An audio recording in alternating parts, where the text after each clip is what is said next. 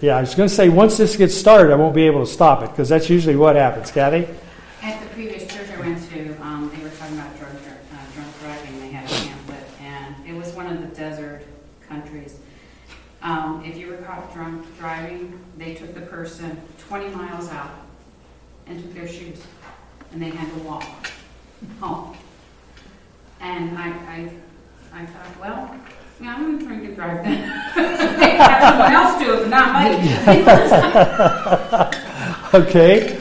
Because the sentence is against an evil deed is not executed quickly, therefore the hearts of the sons of men will be prone to do more evil. Meaning people that look at it and say, he got away with it, nothing's going to happen, I'm going to do it too.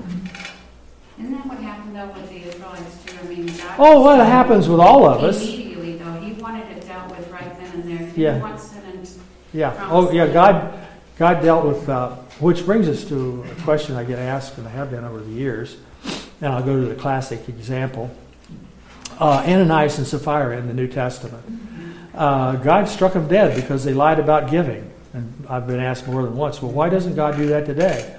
Well, how many times does God have to give you a lesson? Once ought to be enough. That's the only time my granddad ever told me anything. Once. That was it. I never got told twice about anything. Once. I told you once. That's it. So God shouldn't have to repetitively repeat the same kind of thing. Still the same church it was back there in the Book of Acts.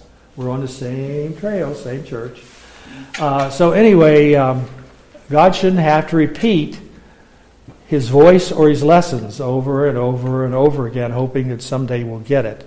Now, he does do that because the Scripture is repetitively. He does show us the same kinds of things and repeat it over and over again. Okay, good one, Kathy. So America is a pretty permissive place. You can pretty much get away with a bunch of stuff in America, which flies in the face of what God says. I think it's interesting because I'm in complete agreement, and I think our court systems show that, right? We have courts, we have trials that go on for years and years and years, and you know, you see the consequences of that. I think the flip side of that that's interesting and maybe a little concerning or scary is you also want the people making the rules to have some logic or morality that lines up with yours. And when that punishment comes swiftly and it's something that's biblical that you were doing, I think that's the interesting part. We look at Canada and what's going on in Canada, et cetera, and that's just the tip of the iceberg, I think, of where we're headed. It's an interesting thought process, because on one hand, I agree with it. Like, biblically, we want to fight for swift justice, swift, punishments. At the same time, we're going down a path where what we are doing is going to be punishable. Yeah. Which is interesting. Good. It's good. You're thinking about it. That's called meditating. That's really good. Two lessons COVID has amplified for me, and one of them is how quickly people you would think would be good and reasonable people, or should be good and reasonable people, can turn into dictators the minute they get a certain amount of power. And that is, again, I'm trying to think of the philosopher who said it, but power corrupts, absolute power corrupts absolutely. And so that's been one of the lessons of COVID. You're scared to death of who has this power. You want the people that have the power to be the right kind of people, but that certainly isn't always true. You can't, and that's why it's swung, the pendulum has swung so far the other way. We got to be sure we're not executing innocent people. Well, yeah, I understand that. So, yeah, good. Jonathan. Well, pretty much you brought up the whole punishment of the criminals thing, and kind of brought up traveled the world a little bit, got to see a little bit of different cultures, and I spent a little bit of time over in Okinawa, Japan. And one of the capital punishments that they have is for kidnapping anyone. So it's like, you do this, you die. But one of the results of that changed the culture so that children are pretty much safe to walk to school by themselves. So when I would be out and about driving, there'd be a lot of school children just walking to school, and it's perfectly safe because no one messes with them, because the punishment is clear cut and it happens. Okay. So, That's the key issue. It actually happens. Yes. It actually happens. Someone gets put to death if they kidnap a child or anyone else. Kathy? So the implications are personal, so no mother should say, wait till your father gets home. Oh, no. No. Punishment should be swift and horrible.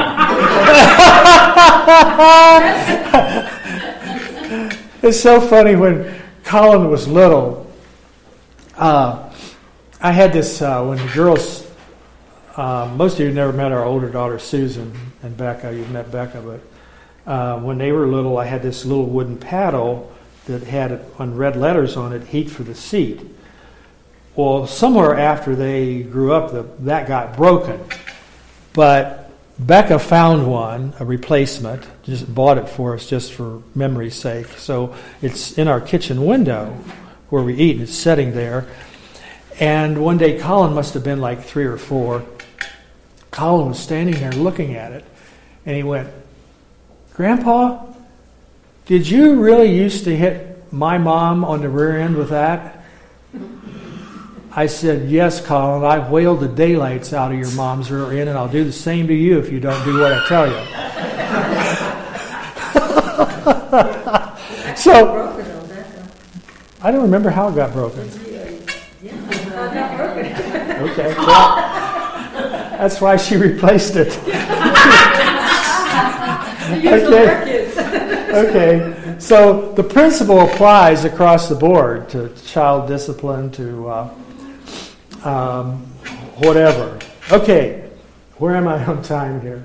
It's 11:28. Okay, I'm not boring you guys to death, am I? Because I can't tell if your look is one of sheer boredom or whatever. You're pretty quiet here in the whole. What? What was it? If our heads are down. If our heads are down, okay. All the way through seminary. In fact, all the way through my educational experience, I was paying money for this. I put myself through college, as did Eileen, and through seminary, and so I was paying money for this. So I wanted to get everything out of it I could. So I always sat in the front row, right there, in front of the professor. And I remember in seminary, we all worked jobs, and we were trying to keep our families going. And man, you could fall asleep because you worked all night. And I'll never forget one time, I'm right there in front of it. It was church history, and I love history. And I was sitting right there, and I went to sleep right in front of the professor. I mean, I was asleep with my head down. So, I don't know why I even told you that. What did that have to do with anything? What topic were we on? Discipline. We were bored with it. For bored. Okay, I knew it tracked back to something there. Yeah, if you go ahead and take a nap. If you get bored with me, go ahead and take a nap. Okay, since Ecclesiastes' key word is vanity or emptiness, I put down for us here on this page. It'll be page 7. We're just sequencing right through the syllabus. The vanities that are listed in the Book of Ecclesiastes. And so we won't deal with any of those. I've already touched on number 6. We've touched on it a couple times, the vanity of human fame. Is brief, uncertain, and soon forgotten. So anyway, we'll come back to these as we make our way through this. And we want to go past the perspective to page 9. And this is some of the best material in the book, and it's called addendums to the outline, because it's material that shows up and covers a topic just in and of itself. It's sometimes it's sort of inserted under one of the big 4 main themes, and sometimes it just stands out here alone all by itself. So that's why I chose to call them addendums to the outline.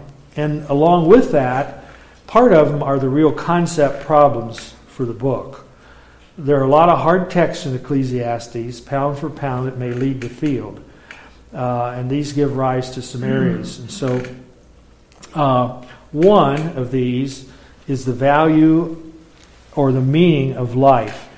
And I think Ecclesiastes puts this in the best possible perspective. And that's why God has it in the Bible. And we have some negativity here. Life is painful and uncertain because it is not stable.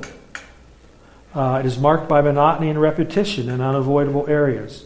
It is constantly challenged by a host of inequities. Life is not fair, about which we can do little. In fact, as made clear by the one passage we just looked at, we can do nothing about what's going to happen, when it's going to happen. Nothing. We can't change one thing because there's a sovereign God who has a plan. Now, here's the one thing I've found missing in the whole episode of COVID. And I've mentioned it to several people individually, but since I'm not the person in the pulpit anymore, it's hard to say it collective to everyone, but you're here, so I can say it to you. It's pretty clear from the Bible, and what we learn in the Bible, that God has something for us to learn through every episode of life. And so we should be asking God what in the world it is you want us to learn from COVID. Instead of being paranoid about what it may do to us, what in the world is it we're supposed to learn here?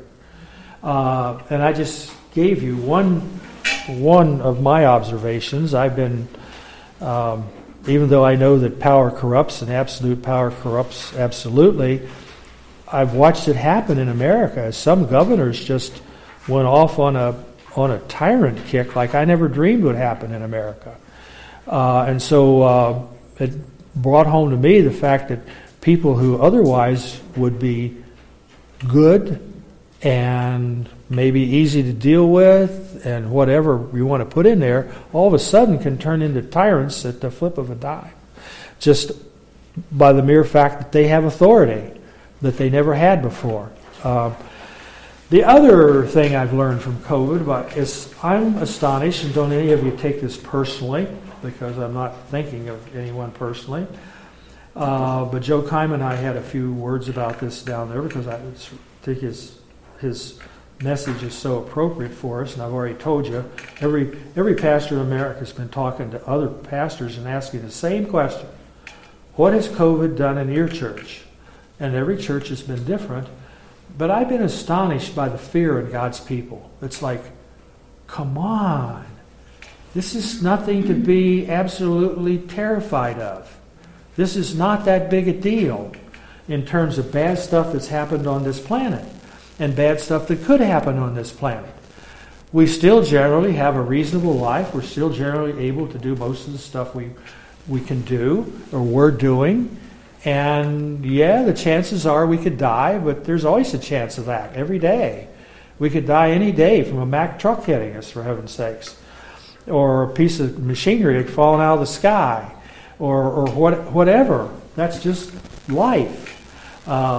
So anyway, I've been a little, I'm perplexed by it, I guess, as I've observed the numbers of God's people that have become fearful. So anyway, this is number one in the addendums, the value and meaning of life, which has 2 pages here. This is a good section. And then, actually it has 3 pages here, the affairs of life. No, that's the second one, the affairs of life on page 11. We have the affairs of life. I have this little quip that I use. By the way, here's one of I found 2 typographicals in this. Soul there is S-O-U-L, not S-O-L-E. It's another reason I don't like machines. Machines make up their minds how your word ought to be spelled. And I dislike that intensely. I know how my word ought to be spelled, and I know what the word is. Don't tell me how you're going to spell that word and make it something it's not. So anyway, Computers do that. I know, machines. Yeah. So anyway, I have this little quip. Life is not about life. And my key word is administration. In all of our lives, we have certain administrative facets to our lives. Like we have to pay our bills. We have to get a driver's license. We have to buy a new license for the car. We have to pay taxes. There's certain stuff that's just what I call the administration of life. We have to do certain things because we're alive and living on the planet. That's not life. but most